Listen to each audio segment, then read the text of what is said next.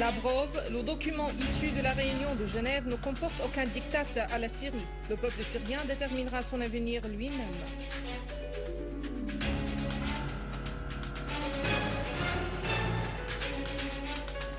Annan, le dialogue national global est la voie pour sortir de la crise en Syrie.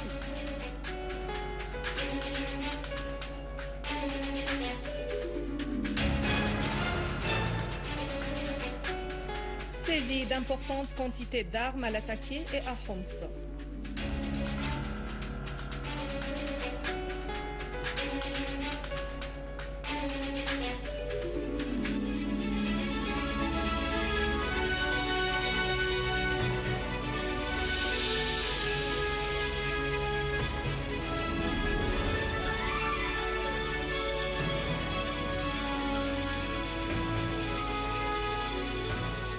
Mesdames et messieurs, bon après-midi et merci d'être avec nous. Le ministre russe des Affaires étrangères, Sergueï Lavrov, a indiqué que le document issu de la réunion de Genève ne renferme aucune imposition au peuple syrien et dans lequel il n'existe aucune condition préalable ni au processus politique ni au dialogue national. Il n'exclut de même aucune des parties en Syrie. Lors d'une conférence de presse au terme de la réunion de Genève sur la Syrie, Lavrov a indiqué que la Russie s'oppose à toute condition préalable et a pu unifier la position avec ses partenaires pour exercer des pressions sur toutes les parties.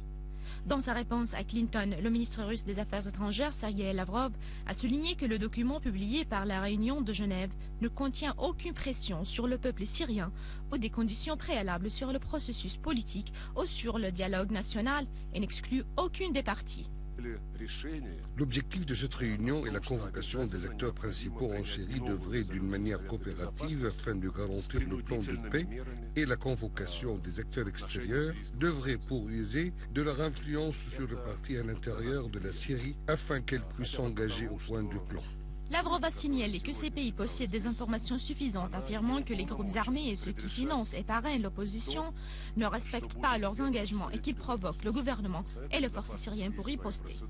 Certains groupes armés et les milieux qui les parrainent exercent la provocation dans le but de semer la violence et il existe des faits sur cela. Qu'on peut le toucher sur les médias, y compris occidentaux et américains. Et ceci arrive dans plusieurs localités et villages, car il existe des attaques contre les bâtiments et les institutions publiques et privées et chez les forces de l'ordre sur place. Lavrov a aussi dit que les groupes armés avaient entravé les tentatives du CICR d'évacuer les civils coincés dans les localités et les quartiers. Les groupes armés reçoivent les armes de l'extérieur via des voies illégales, alors que ces pratiques sont contraires à la loi internationale, ce qui encourage ces groupes de ne pas abandonner les armes.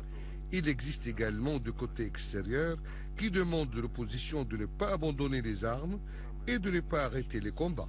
Lavrov a ajouté que la crise en Syrie possède une dimension médiatique car certaines chaînes diffusent en permanence des photos prises par des téléphones portables et répètent tout le temps qu'elles ne peuvent pas identifier ces photos.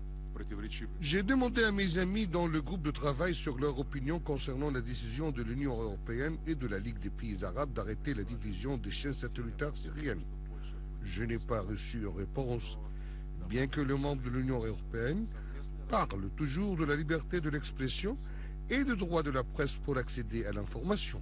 Par ailleurs, la position chinoise n'était pas loin de la position russe car le chef de la diplomatie chinoise Yang Jiechi a affirmé que l'accord conclu dans la réunion du groupe d'action à Genève revêt une importance particulière pour consolider le processus de la solution politique de la crise en Syrie.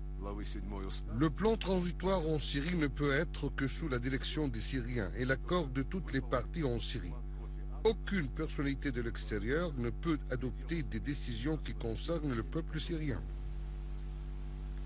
Pour sa part, l'émissaire onusien pour la Syrie, Kofi Annan, a indiqué que le groupe de travail sur la Syrie est parvenu à un accord pour aider à trouver une issue à la crise en Syrie via un processus politique conduit par les Syriens eux-mêmes dans le cadre d'un dialogue national et global, et ce, dans un climat de calme et de désarmement des groupes armés. We are determined to work together urgently and intensively.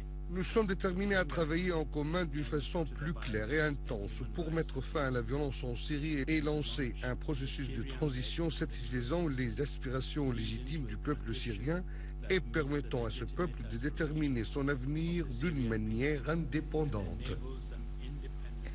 Monsieur Faisal Al-Miqdad, vice-ministre des Affaires étrangères et des expatriés, a examiné avec la délégation de la Chambre sociale de la Fédération russe dirigée par Sergei Ordzhonikidze, ancien secrétaire général adjoint des Nations Unies, les relations historiques entre les deux pays et la crise à laquelle la Syrie est confrontée. Ordzhonikidze a affirmé que sa visite en Syrie et sa rencontre avec les personnalités politiques, économiques et religieuses syriennes et qui reflètent le soutien du peuple et du gouvernement russe à la Syrie vise à transmettre la réalité des événements sur le terrain à l'opinion publique russe, expliquant que beaucoup de médias occidentaux ont camouflé les faits concernant la situation en Syrie, tout en véhiculant des informations sans aucune objectivité ou impartialité.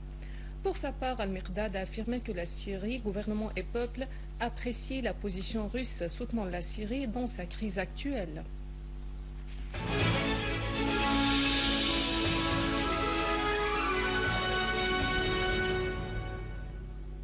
100 citoyens de la ville de Hama et ses environs impliqués dans les derniers événements mais qui n'avaient pas la main entachée de sang se sont rendus avec leurs armes aux services spécialisés qui ont régularisé à leur tour leur situation.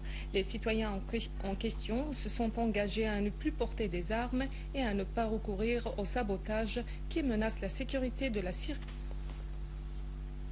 2 terroristes ont été tués aujourd'hui à l'aube dans l'explosion d'une charge alors qu'ils tentaient de la planter dans la campagne d'Alep. Selon une source du gouvernorat d'Alep, la charge a explosé au moment où les 2 terroristes tentaient de la placer sur une route dans la région de Safira à l'est d'Alep. Les 2 terroristes en question ont été tués sur le coup dans l'explosion de la charge. Dans le gouvernorat de l'Ataké, les forces de l'ordre ont découvert une cache utilisée par les terroristes dans le village de Badna près d'Al-Hifé. Cette nouvelle cache renfermait d'importantes quantités d'armes et de munitions ainsi que des médicaments. Une source bien informée à la préfecture de l'Ataké a précisé que le matériel saisi comportait des médicaments fabriqués en Turquie et des drogues. Dans la localité d'Al-Qaryatain, à la campagne de Homs, les services spécialisés ont enquêté selon des informations fournies par les citoyens sur une voiture garée au quartier sud de la ville sur la route Athanawiya As-Sinaïya. Une source officielle a affirmé que lors de l'inspection de la voiture de type Kia Rio, nombre de mitrailleuses et une grande quantité de munitions ont été saisies.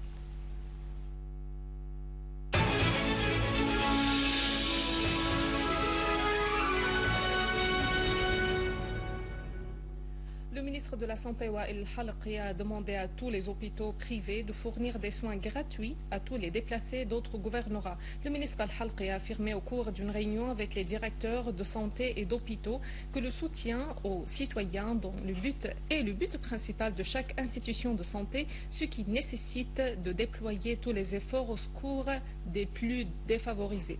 Il s'agit notamment de venir à l'aide des déplacés venus des gouvernorats les plus éloignés pour garantir l'équité, le développement équilibré et la justice sociale. Étant donné la situation actuelle en Syrie, la Société nationale de sécurité sociale a décidé de fournir une couverture spéciale à tous les fonctionnaires d'État et des gouvernorats de Homs, Hama, Idlib et Deir ez-Zor. Cette couverture permettra aux bénéficiaires de se procurer des soins hospitaliers dans tous les autres gouvernorats syriens. Voici un rappel des principaux titres.